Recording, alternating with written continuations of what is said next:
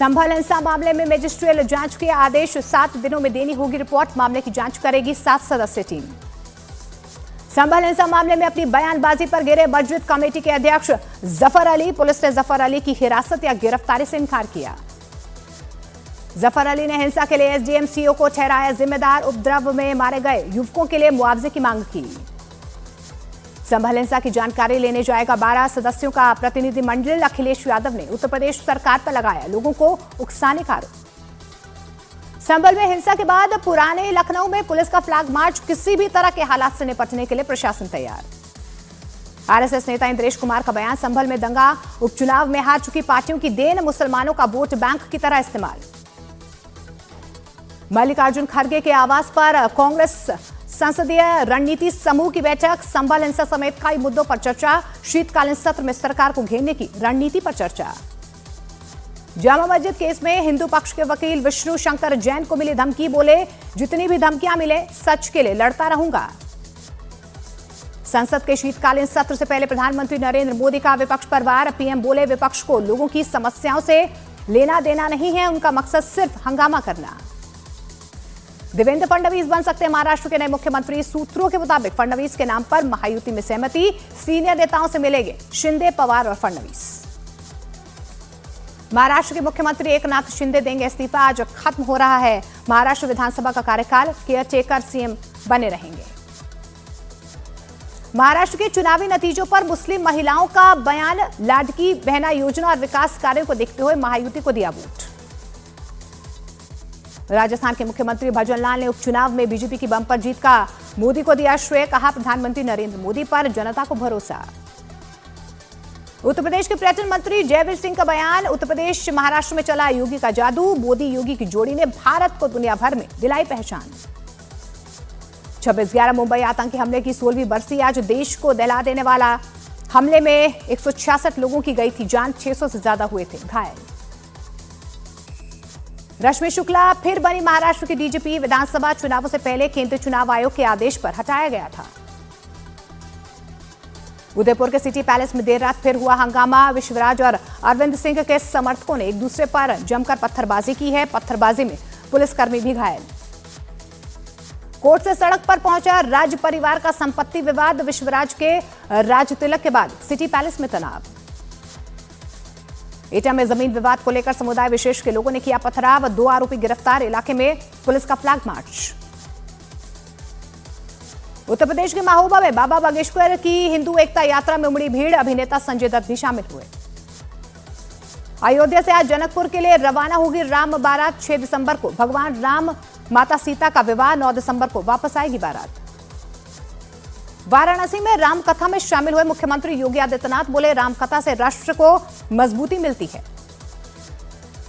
प्रयागराज में महाकुंभ मेले से पहले कुंभ कॉन्क्लेव का आयोजन। केरल के राज्यपाल आरिफ मोहम्मद खान ने किया उद्घाटन। 13 जनवरी से महाकुंभ की शुरुआत।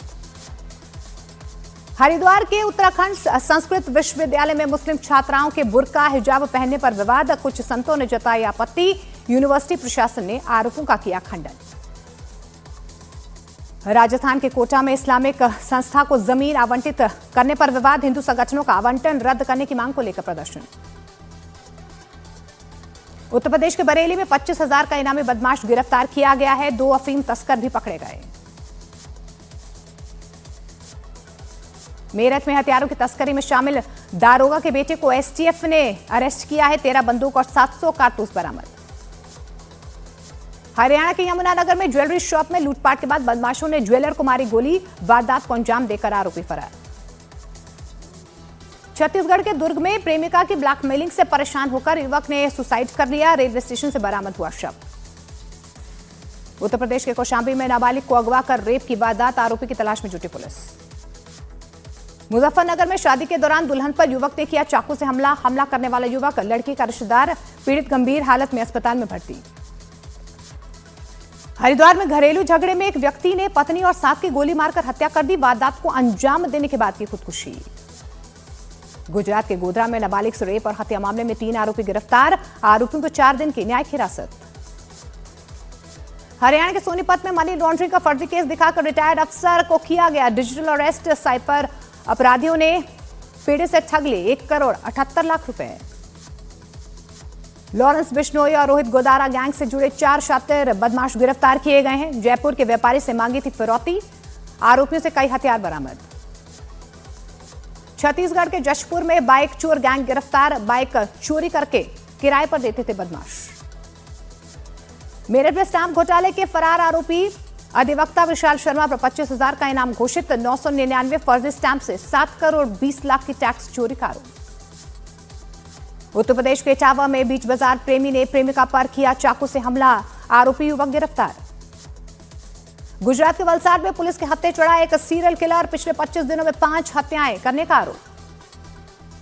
मध्य प्रदेश के मुरैना में तेज धमाके में ढहे 3 मकान, 2 महिलाओं की मौत, 5 घायल। उत्तर प्रदेश के सहारनपुर स्टेट हाईवे पर भीषण सड़क हादसा, रोडवेज बस और ट्रैक्टर ट्रॉली की टक्कर, हाईवे पर लगा जाम। बरेली में गूगल मैप की गलत लोकेशन से भीषण हादसा, अधूरे पुल से नदी में गिरी कार, हादसे में 3 लोगों की मौत। उत्तर प्रदेश के बुलंदशहर में 2 लोगों की संदिग्ध हालात में मौत, परिवार वालों को फूड पॉइजनिंग से मौत की आशंका। अंडमान के पास समंदर में ड्रग्स की अब तक की सबसे बड़ी खेप बरामद, कोस्ट गार्ड की बड़ी कार्रवाई, म्यांमार की बोट से 5500 किलो ड्रग्स जब्त, ड्रग्स के साथ 6 गिरफ्तार। बांग्लादेश में हिंदू प्रदर्शनकारियों पर हमला, हथियार से लैस भीड़ का अटैक, 20 लोग घायल, 3 की हालत गंभीर। बांग्लादेश में इस्कॉन के चिन्मय कृष्ण दास प्रभु की गिरफ्तारी के विरोध में प्रदर्शन कर रहे हिंदू समुदाय के लोग, पुलिस ने चिन्मय दास प्रभु को ढाका एयरपोर्ट से अरेस्ट किया। बांग्लादेश में हिंदुओं का विरोध प्रदर्शन जारी, बीजेपी नेता शुवेंदु अधिकारी ने कहा, बांग्लादेश की डिटेक्टिव ब्रांच ने चिन्मय कृष्ण दास प्रभु को अगवा किया। पाकिस्तान में बवाल जारी, इमरान खान के 4000 से ज्यादा समर्थकों को हिरासत में लिया गया है। इस्लामाबाद में आज भी सभी शैक्षणिक संस्थान बंद रहेंगे। संविधान दिवस की 75वीं वर्षगांठ को लेकर संसद भवन परिषद में आज विशेष आयोजन, सुप्रीम कोर्ट में आयोजित कार्यक्रम में भी शामिल होंगे प्रधानमंत्री नरेंद्र मोदी। लेबनान में अब नहीं बरसेगी आसमानी मौत, लेबनान में रुक जाएंगे इजरायल के हमले। इजरायल हिजबुल्लाह के बीच सीज फायर को लेकर समझौता, अमेरिका ने निकाला रास्ता।